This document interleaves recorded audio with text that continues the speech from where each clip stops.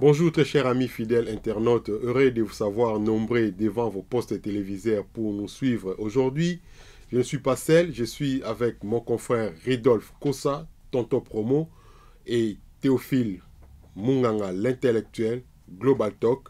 Alors nous allons parler aujourd'hui na propos ya marche oyo eutaki kosalema na Kinshasa na bandeko na biso ya opposition oyo tobengi Lamuka bango mutu ba organisaki marche à lelo. Alors avec mon confrère ou mon invité Rido oyo azali pe mutu oyo tosalaka na ye ba analyse politique na kati ya Global Talk TV akoyebisa biso lelo qu'est-ce que ye azokanisa pona marche oyo et réussir to et réussir te, pourquoi Lamuka basalaki marche na bango même date na bandeko ya IDPS te. Ba réponse wana nyonso mituna tokozwa epai ya Ridolphe Kossa. Alors Ridolphe Kossa, bonjour et soyez les bienvenus na plateau à Global Talk TV. Bonjour, merci beaucoup Théophile Munga, l'intellectuel, est très heureux de faire partie de plateau na ce beau studio, Golden Studio. Merci pour la modestie. Je vous en prie. Ok, merci. Boyoki ndenge ndeko Ridolphe alobi. Donc, je pense que tozali na Golden Studio, oyo tozana na 4 toujours ya essaye ya studio na biso, parce que tozo mekakaka en attendant to fungolango officiellement, vous allez informer. Alors, vidéo oyo bolanda yango mingi mingi na Congolese Business and Event Facebook page, pe na Global Talk TV Facebook page, pe na ba YouTube ya bandeko misusu. Ndeko Ridolphe. Yes, mon frère. Concernant marche ya lelo, tomoni Jean-Pierre Bemba sur le terrain. Elingi koloba nini na présence na na terrain pour la marche à lelo. D'abord, marche à lelo ezalaki organisée pour quelle raison? Marche est organisée parce que parti politique a invité peuple à manifester contre désignation ya Ronsard Malonda na tête ya Seni.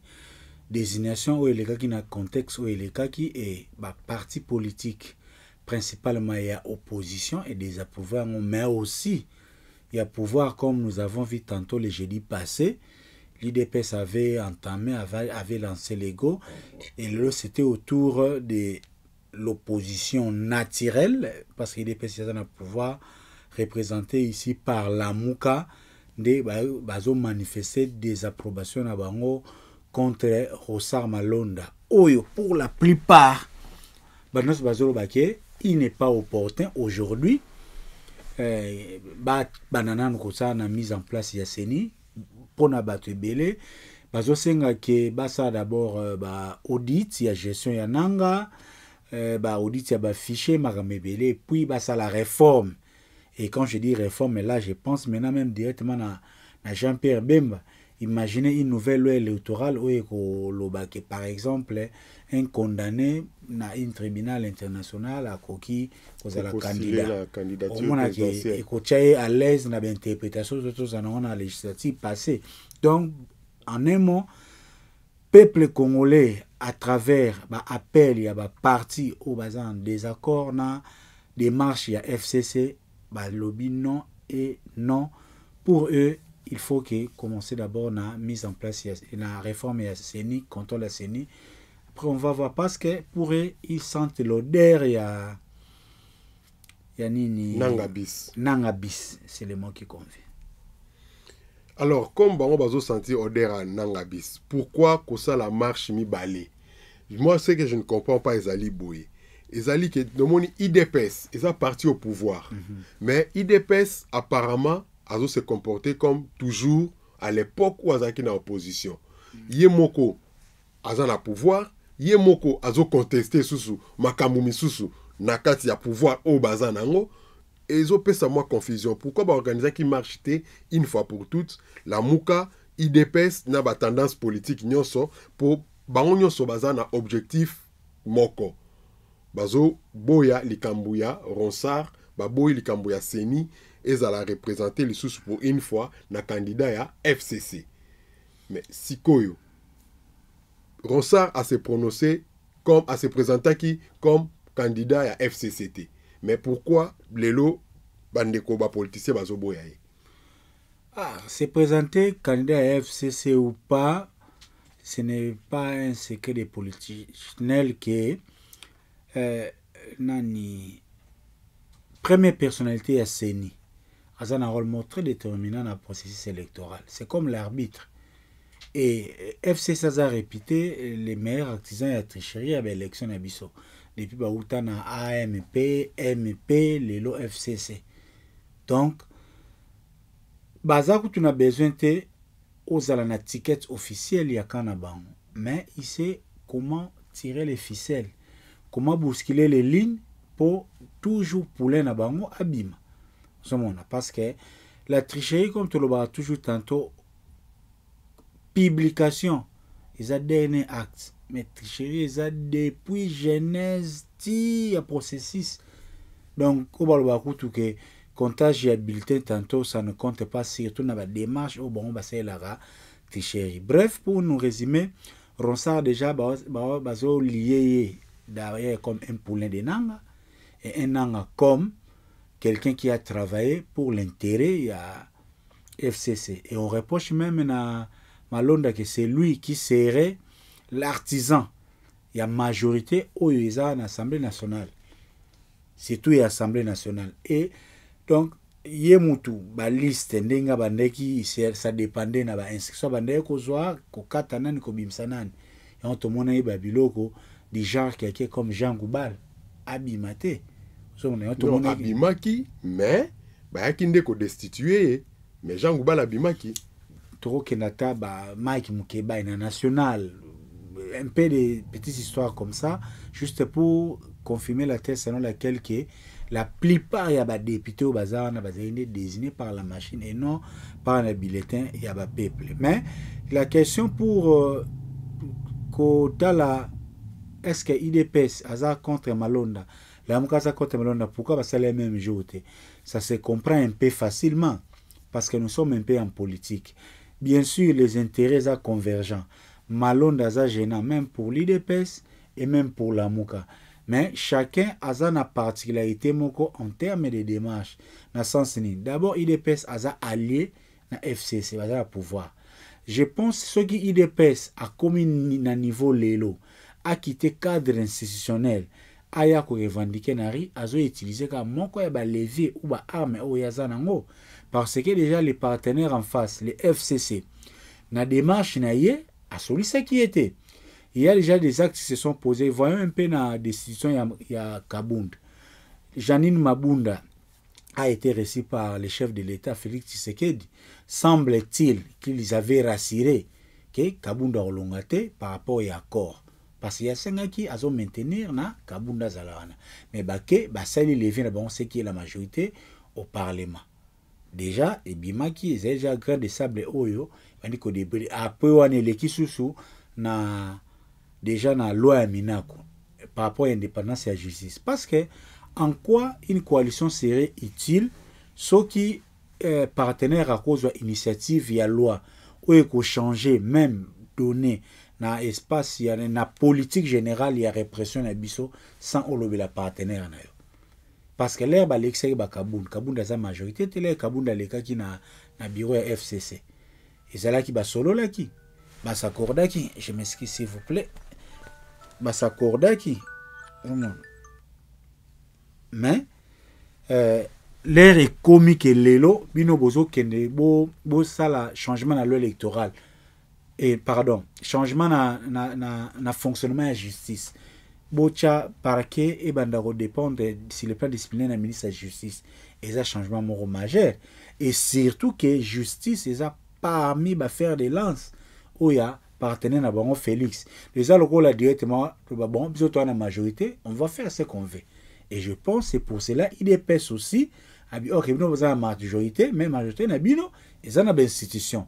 Nous avons encore une majorité où ils allaient populaire et avec aussi mécontentement à Kabound. Et ça, le Kabound maintenant qui pouvait être hier un partenaire qu'on contrôle à l'intérieur au sein du bureau parce qu'à cause de poids et fonction bah acte mususu moyen à poser mais maintenant il est laissé comme un électron libre à zongi na ba nature na principal comme Kaboun les mobilisateurs comme Kaboun quelqu'un oya akosala oya lingi sikoyo est-ce que IDPS mécontent au sein des institutions pourquoi ça on a la mukate ce qui a été très vite na la muka à cette démarche moko mbala moko je pense pour moi il a évité na partenaire na FCC à coller tes étiquettes il y a double jeu parce que pour eux bon balé ba un intérêt ba na pouvoir la muka a un intérêt mususu lorsque bon ba la demande à vérité des îles le FCC était solidaire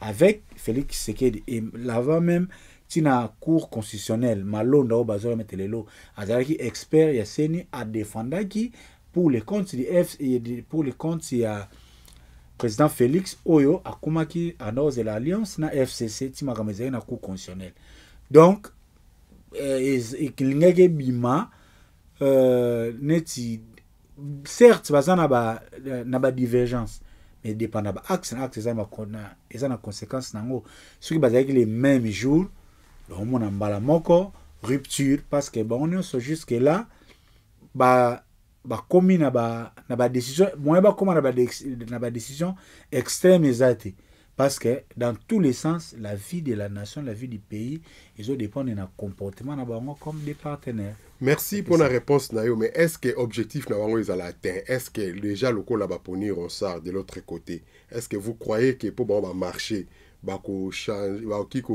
changer quelque chose? Oui, changer parce que pour mon pouvoir établir bien l'air tous en inquiétude. La revendication d'un processus démocratique dans un état de droit, c'est inévitable, ce qui est vrai. Et mais il y a des revendications sensibles. Neti makambu ya ronsar o soba gérant bien te ego banda crise banda siko ti na situ soba maintenir ye tina mgolo ronsar ngo a osala élection là super osala ngo pété ozomona donc eko bimise lo moko o tozo mesurer parce que c'est une question vraiment très cruciale ozomona parce que l'avenir il y a ordre politique futur ils ont dépendre na makambu ya ronsaro mais une étape où baza ils ont déjà une étape moko très avancée en termes de revendications. Or ce que chef de l'État maintenant il a deux casquettes. La première casquette comme président de la République comme institution garant à bon fonctionnement de l'institution p il y a qui est du général Namboka et l'autre casquette ça question il y a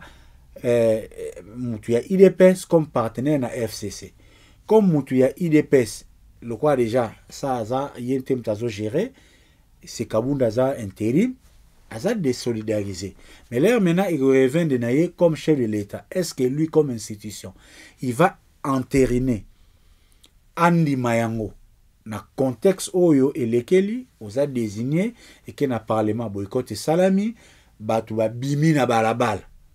Non, mais na mon qui déjà même peu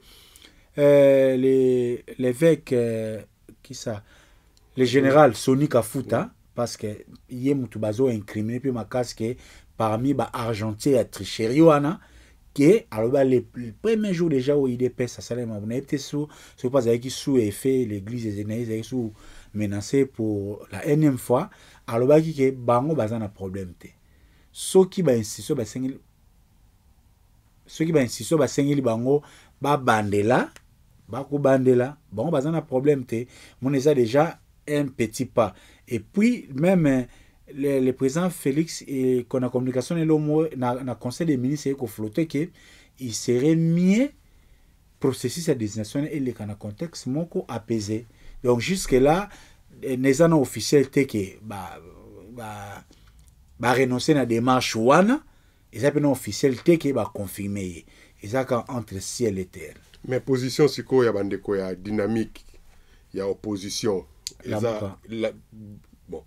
la Muka bazali Katumbi azali position à Katumbi dans tous ces années parce que tout le monde bemba na terrain na kati ya marche wana d'abord et réussir te Dédé position Moïse Ezandé, il pense que tu as réaction a été, personnellement, na réaction a été, na Lubumbashi, apparemment, on dirait comme si marche Simbi Penzate. Ah bon, déjà, mon politique na biso yo. Configuration politique na biso est homogène, sans être pendant efficacité et unité d'action. Bah, organisation politique na biso c'est souffrir. Déjà la Mouka, depuis qu'Aleka Félix a déjà élu, confirmé na cour constitutionnelle, bah ni reconnu na ba partenaire ya Libanda et ça est déjà le rôle là fin ya la Mouka. Parce que Moïse Katumbi azwaki offre ya kozonga azongaki pona ye déjà akendaki d'abord na élection na casquette azaki na parti politique te a combien na jeunesse la parti politique na ye Fayulu pona ye faut assez na revendication et la vérité des îles jusqu'à la fin. Jean-Pierre Bemba avait pona épée à check priorité restructuration ya MLC wani ça ba grand acteur principal wazaka matungu lukusi ba pesa ki poste bisa nyamusi position ezaki tantôt plutôt Azav Matedon tikali makasi na Lamuka Moïse Katumbi Jean-Pierre Bemba na Fayulu aza Libanda baction oye meka osama na kisasa zaki mené par Muzito Muzito baza accompagnateur dans une certaine mesure mais ba leader principal o bazana ba Muzito za nango na ko ba soki naza na rigueur na ko ba c'est un peu ba figurant proche de Fayulu mais l'acteur principal oyo baza jusque là mis en jeu parce qu'on est en politique tu es peut-être peu Muzito a changer ba donne mais ils a Jean-Pierre Bemba Moïse na Fayulu or Fayulu déjà aza Libanda est-ce que Hollanda qui discours ya déclaration ya Fayulu ça la qui Libanda dernièrement oui mais pona aborder na sens sur le baki Fayulu aza Libanda déjà moi participé physique mes athées et tu as entre Moïse Katumbi na Bemba si les plans stratégiques et ça serait des bonnes lois Moïse Katumbi a mené en kuna na Lubumbashi et sikaza mais to l'indique yemoko les informations filmées et d'abord à participer t'es pas le billet à zo privilégié cohésion nationale ya Katanga na éviter pour Moïse Katumbi soki ko participer na marche ils a contre cohésion ya ba Katangé na éviter mais nga déjà personnellement na monité Moïse Katumbi na casquette ya opposant ndengo opposition na lelo parce que déjà opposant ya ba jet privé ya ba terrain golf ya ba VIP simba penete certes Jean-Pierre Bemba aza VIP c'est un bourgeois entre nous il est le fils de Jeannot Bemba d'heureuse mémoire mais pour être c'est un homme de terrain c'est un ancien rebelle à ça la preuve na sur le terrain avec comme candidat en 2006 ça peut potentiel muto na terrain peut encore compliqué ba donner yango même na moni yepé na contre na lokwa ba moni Fayulu azana yete pour moi na moni pe bango pe ba mais en même temps peut ba relancer aussi Bemba sur la scène parce que retenons que depuis après l'élection Bemba ne s'est pas vraiment affiché sur est-ce que Bemba descente sur le terrain et sa récupération te ya pouvoir oyo et comme si opposition et comme na maboko ya Fayulu alors amoni a profité en absence ya Fayulu INC d'habiter ce qui est représenté la marche mais na mona qui plus ba drapeau ya MLC est-ce que Bemba a joué ne lokwana te que pour à récupérer leadership ya opposition? C'est possible aussi, on peut exclure l'hypothèse, vous avez vraiment tout à fait raison. Mais déjà, sur le plan état d'esprit, il y a déjà d'abord convergence d'intérêts. Et comme les politiciens sont des opportunistes, et là maintenant on peut ajouter moins dose, il y a opportunité. Mais convergence, c'est que vraiment Malonda Osoa Leki, il va vraiment servir un camp. Et surtout pour les MLC, pour les candidats.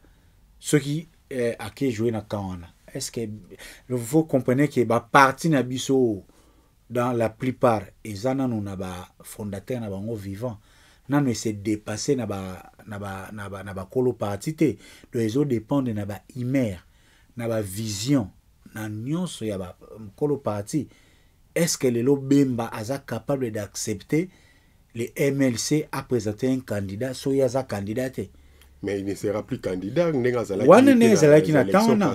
Raison même pour laquelle la Genève, pour eux, ils avaient donné le mandat à Fayoulou il y a 2 ans à restructurer, pas en danse. Est-ce que Vital Kamerhe est en prison? Ce gars a vraiment effacé. Sera-t-il accepté UNC présenter un vraiment candidat, pas un candidat de facettes, mais un candidat Oyo à concourir sans nani? Donc, comme il a prêté parce que parti n'a pas ça, le parti pour d'abord, disons les surtout à la vulgaire. Et ça d'abord, cop naïe, achaba moyen naïe, makila naïe, temps naïe, bien bon, tant que 10 ans en prison, va rébellion, va risque à soi, va sacrifice, va moyen acha, va chaîne. Mais il a été aussi vice-président.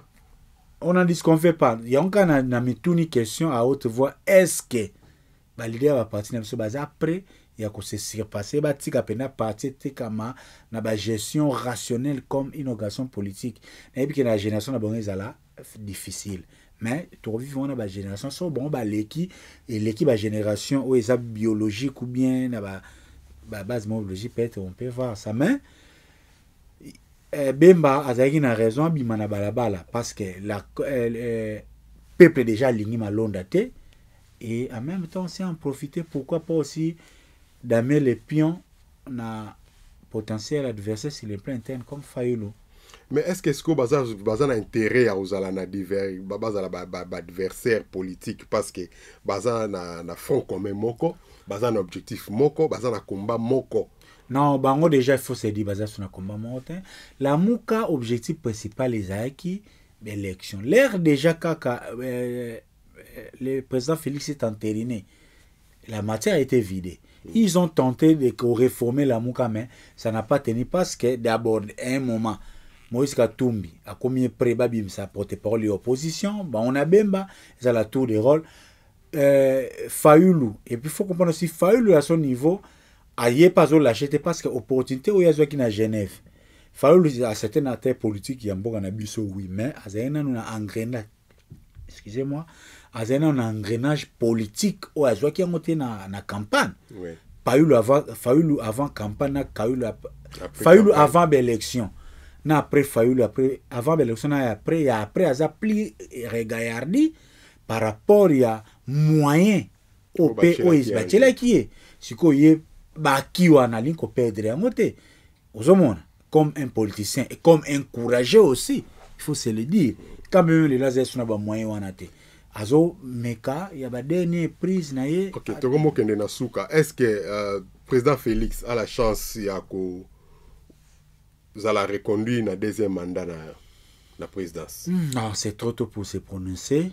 C'est trop tôt pour se prononcer parce que mais c'est le moment où ça la stratégie parce qu'il lui reste que 2 ans parce que Aza déjà na 2 ans à pouvoir, une année et demie, donc OK na deuxième année. Il y a 2 ans, 5e année, on est aux états il y a propagande. Déjà, il faut qu'on y ait aux alandengeni. Et au dépend de déjà, au moins, que calcul n'a bon point de dépendre des na caméra na bousculé. Il faut d'abord y moi comme président à réajuster action et puis à réajuster relation parce que bazana pouvoir il y a coalition. Il faut pas oublier que les lombo que ça mené na gouvernement au premier ministre outil na FCC. Donc lui-même, président Félix, a aussi l'appel au mon côté, ce qui va s'accorder pénal bien na coalition.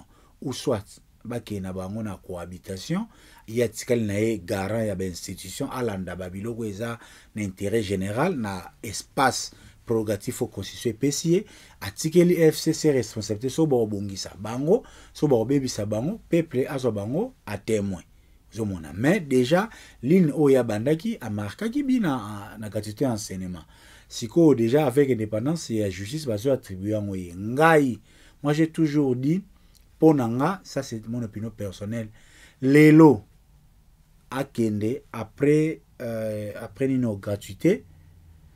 Bon, on oui dire dans les coulisses que soi-disant Zomeka a retouché santé pour n'avoir des deuxième likofi, ce qui a mekata la possibilité à gratuité à soins primaires. Bon, ils en ont challenge moko ya munene, mais pour nanga président Félix Lelo, ce qui a se rabat na accès internet na Congo. Et vous allez deuxième bi marqué après gratuité enseignement. D'abord, accès internet et qu'on permettre na parce que lelo na akomi na commune aza peint na espace politique comme quelqu'un qui a la volonté mais qui est empêché par les partenaires déjà peuplé aza pouillé accès on est et sur le plan économique accès internet et comme tellement et kolongola ba chômage na ndenge belé ba youtubeur par exemple o ba se débrouiller yana numérique na biso ko poussa na ba plateforme makasi lo ba parce que le internet c'est un business c'est bien tout ça ba vente en ligne. Moi je pensais plutôt que ceux qui kunae la ba terme na yo que ozo utiliser à makasi après en gratuité enseignement à l'internet, moi j'allais dire plutôt ezala électricité donc courant na maille parce que ça c'est un problème majeur. Quand je dis électricité, il faut tous avoir réaliste. S'il vous plaît. Quand les réseaux internet, tous les monde internet bon, tous les qui n'ont pas courant mais le problème à Congo, problème majeur. Personnellement, je pense même que avant même gratuité à scolarité, je pense qu'il y a quoi que bandana maille arranger problème il y a eau potable na Congo. Na problème il y a électricité tout longana nous na niveau on a kotoka ba mai na mabulu na kati ya capital et puis batu baza na eau potable non seulement ça na courant batu baza na courant ba ko s'approvisionner baza la ba vivre na minimum possible oyo rang social esengi mutu azala nango na